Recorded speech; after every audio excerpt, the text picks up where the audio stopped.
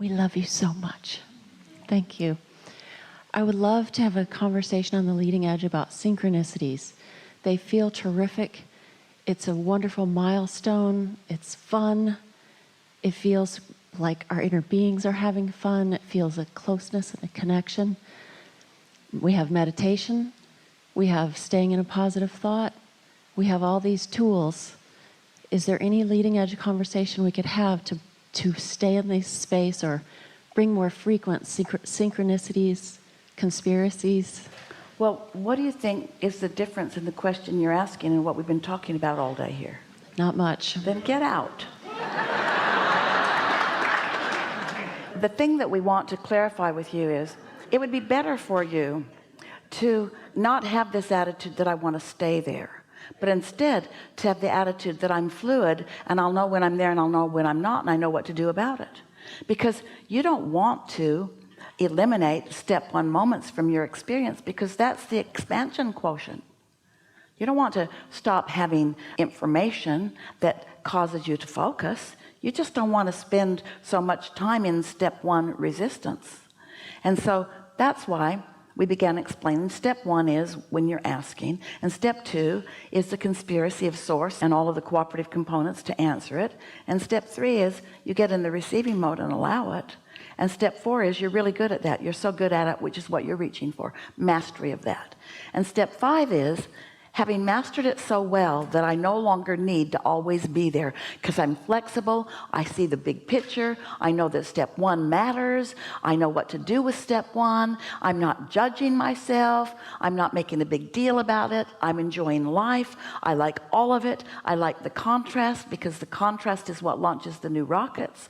Contrast is clarifying. It's not indicative of my bad behavior. It doesn't mean I'm failing. It means my guidance system is working. It means I'm working the program in a deliberate way. I trust the process. Just relax in all of this. In the early days, we called this the science of deliberate creation, and everybody acted like you're acting. Got to get this right. Suck it back. I said that. Let's suck it back before the universe gets hold of it. Didn't mean it.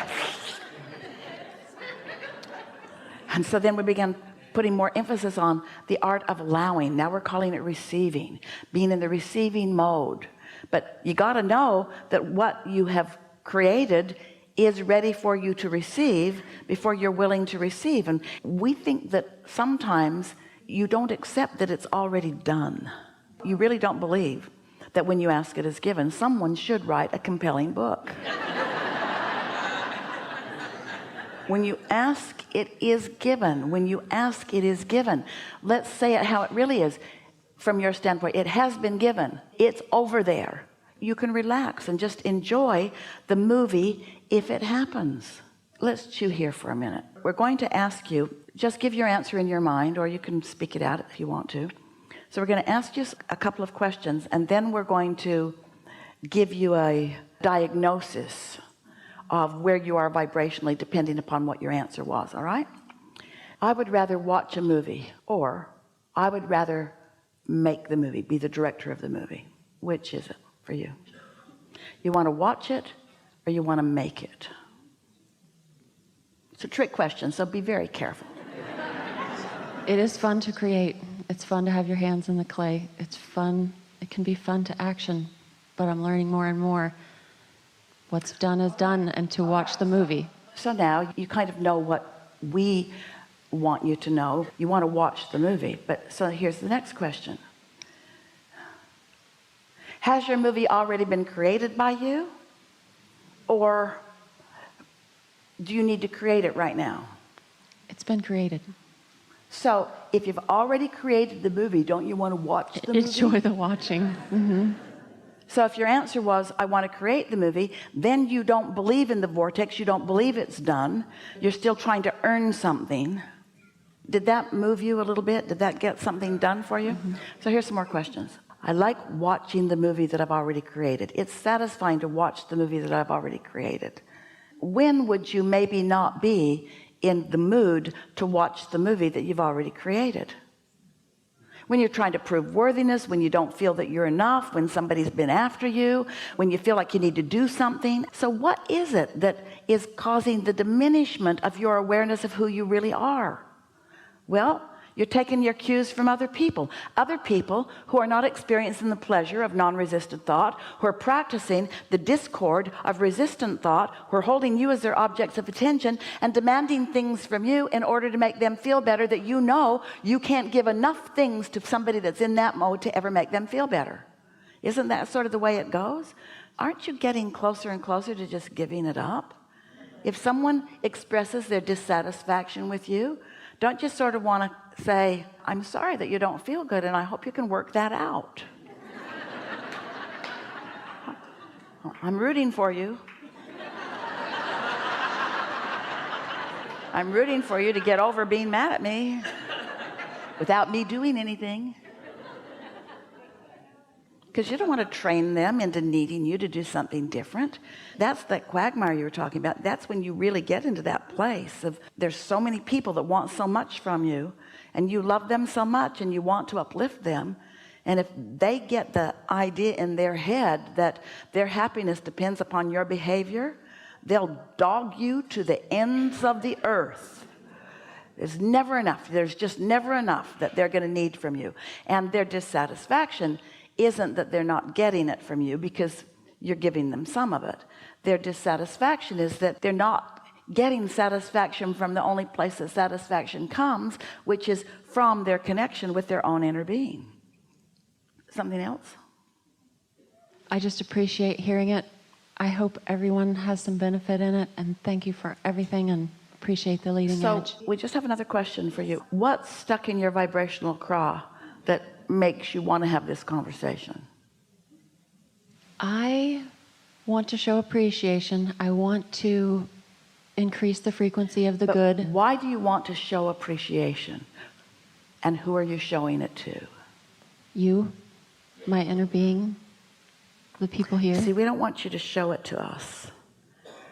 We want you to want the pleasure of it, because we've already got the pleasure of it. We already appreciate you. So we don't need you to show appreciation for us to feel it. You've got to selfishly want it. There's something sort of amiss in that vibration, because what's happening here is you're transferring your desire to please others to your desire to please us. And the satisfaction that you're looking for only comes from lining up with what you've asked for and who you have become. Can you feel that distinction? Yes. It doesn't matter how much we adore you and how much we love you and how much acknowledgement we have of you. That's just a given, but you've got to take it. You have to take what's given, you see. And Source can't give it to you enough to make you take it. You got to tune yourself to it. And the way you tune it, it's subtle here. We've been talking about it all day. You don't do it for the mark on the chart, and you don't do it because it'll be better in heaven later, and you don't do it because you're trying to fix something that's broken. You do it because nothing else feels right to you, because it's never going to feel good to you unless you're loving you like your inner being is loving you. It's for the pleasure of it, not for the responsibility of it, and not for the benefit of it later. It's for the pleasurable benefit of it right here and now. Yes? So what feels better to you in any moment in time? To be mad at someone or to love them? Love. To acknowledge their value or to see them as idiots? Great value. Value. To anticipate them living happily ever after, or to anticipate them struggling in their world? Which feels better to you? Anticipating positive. You've got to selfishly tune yourself to the way your inner being feels about them, because your inner being has non-resistant thoughts about all the things that you think about. So when you tune to your inner being, it's an awesome power that you can do so much value with, but we don't want you to do it for the value that you're going to do. That's a given. We want you to do it for the pleasure in the moment of finding that alignment. You are a lover, and if you're not loving, end of story for now. We really like this conversation. This is a good time for a segment of refreshment. Appreciate it.